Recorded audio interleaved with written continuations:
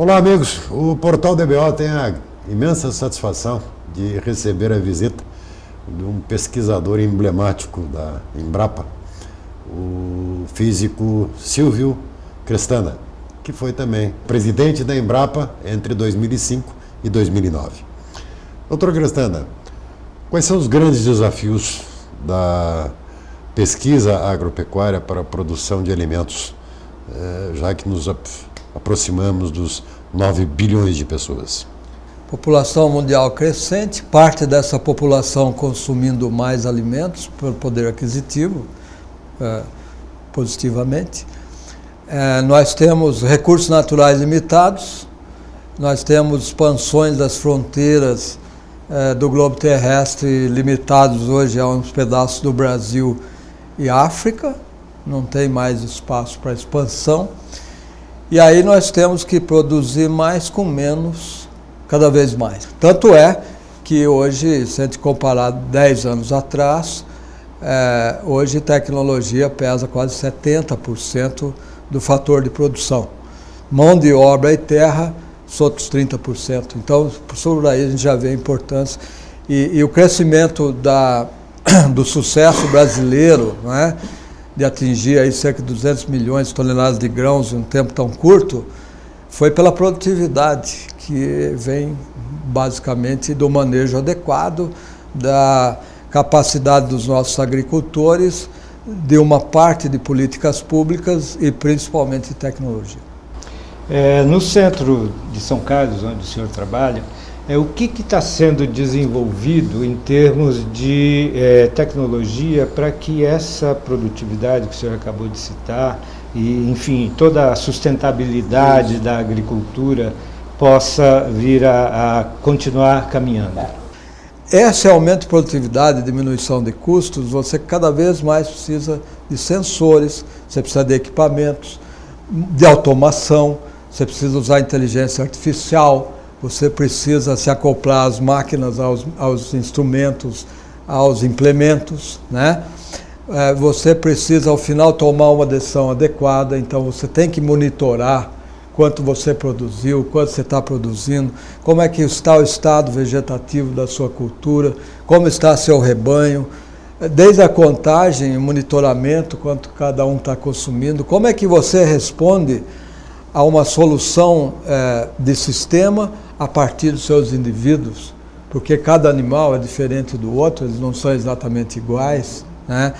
Você tem variabilidade no campo agrícola, né? O solo não é igual, a fertilidade não é igual, a retenção de água é diferente. Então, hoje a ciência está trabalhando e a tecnologia para juntar tudo isso em bancos de dados, de informações, e saber garimpar a informação que interessa para você aumentar a competitividade e sustentabilidade do sistema e tomar decisão. É isso que o centro trabalha. Nós chamamos essa área de agricultura de precisão, agricultura inteligente, né?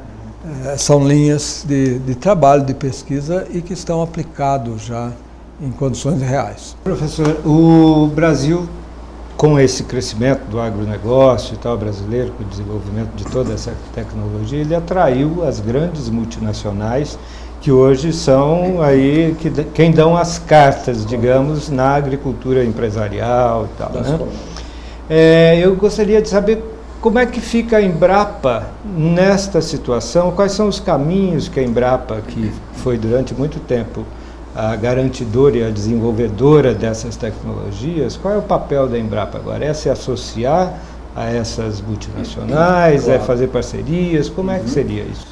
Essa é uma discussão, primeiro, interna, muito importante da Embrapa. A Embrapa está fazendo, de alguma maneira, essa discussão internamente. Há claramente um deslocamento, vamos dizer, dessa fronteira tecnológica, do melhoramento genético clássico, como nós chamamos, né?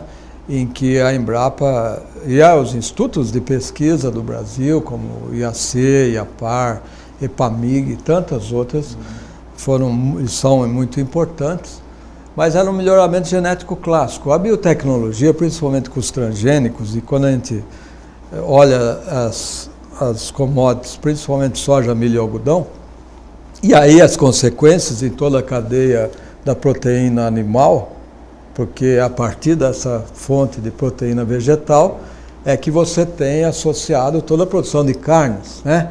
Bovinos, suínos, os frangos, né? E leite. Então, uma coisa está ligada à outra. E aí há uma interdependência, portanto. Essa mudança de patamar tecnológico, principalmente com as tecnologias que podem ser patenteadas e protegidas, a exemplo dos transgênicos, leva a uma mudança importante. Então, as instituições públicas, isso não é só a Embrapa, do Brasil e do mundo todo, nenhuma delas lidera no mercado as commodities, essas três que eu citei. Claro, a Embrapa desenvolveu um feijão transgênico e que é importante. Nós estamos usando biotecnologia, clonagem de animais, tem uma série de linhas e coisas importantes que a iniciativa privada não faz ou não se interessa, e isso a Embrapa faz, ou os institutos de pesquisa. Portanto, tem um nicho aí, tem um valor estratégico, nós temos um papel social, tem muitas tecnologias que não são comerciais e que nós precisamos desenvolver e disponibilizar. Nós temos exemplos mesmo na Embrapa Instrumentação, da fossa séptica biodigestora, equipamentos simples, a energia solar para controlar a irrigação, e assim por diante, que vão e ajudam muito, principalmente a agricultura familiar e componentes importantes dessa agricultura que precisa ter extensão rural, precisa ser assistida, precisa ser tecnicamente apoiada, né? Mas nós temos uma agenda comercial, essa bilionária do Brasil, né? Fertilizantes, defensivos, corretivos, né? Sementes, parte toda da armazenagem, transporte, conservação, né? Logística, toda essa parte, ela é bilionária. Qualquer uma dessas que nós olharmos, ela é bilionária. E como toda atividade bilionária em dólares, ela vai atrair na globalização o capital internacional. O capital internacional veio para cá e a realidade de hoje, ou dos últimos 5, 10 anos, é uma realidade muito diferente de quando a Embrapa começou. Então a Embrapa cumpriu o seu papel, deu uma grande contribuição e tem novos desafios. Não são os mesmos do passado. Hoje você tem que olhar a agenda da produtividade e da sustentabilidade, da competitividade, né? Então a sustentabilidade, aí você tem linhas de bioeconomia, você tem linhas de gerar sistemas como integração, lavoura, pecuária, floresta, pensando em sistemas com mais diversidade, né?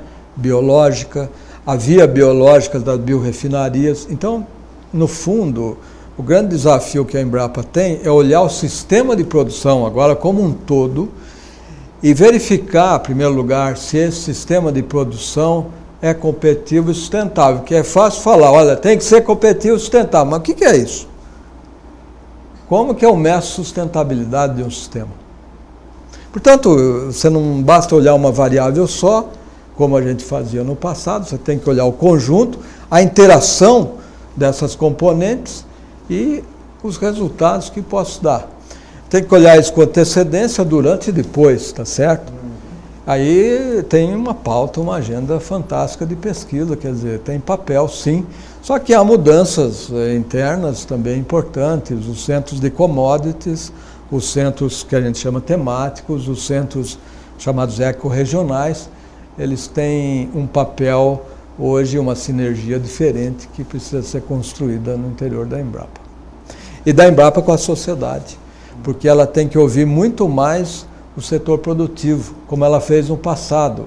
Ela passou um período sem ouvir o setor produtivo totalmente, indiretamente ela faz isso. Ela tem que voltar a fazer isso, na minha opinião. Tenho a coragem de dizer que o grande desafio do Brasil é saber criar o sinergismo entre o sistema público e o sistema privado, os dois são importantes, para que o Brasil tenha competitividade, o Brasil volte a crescer, se desenvolva. Esse é o desafio, é a parceria público-privada. Nós temos que saber fazer isso de uma maneira que seja, obviamente, transparente para a sociedade, em que há benefício, resultado final, que a sociedade se beneficie sem medo de fazer isso. Hoje nós não sabemos fazer isso e há grandes dificuldades, desde a pesquisa público-privada, como também em parcerias público-privadas na infraestrutura.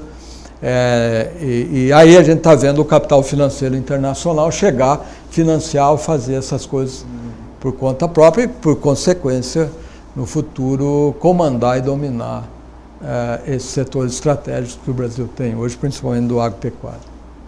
Doutor Crestana, muito obrigado pela sua participação.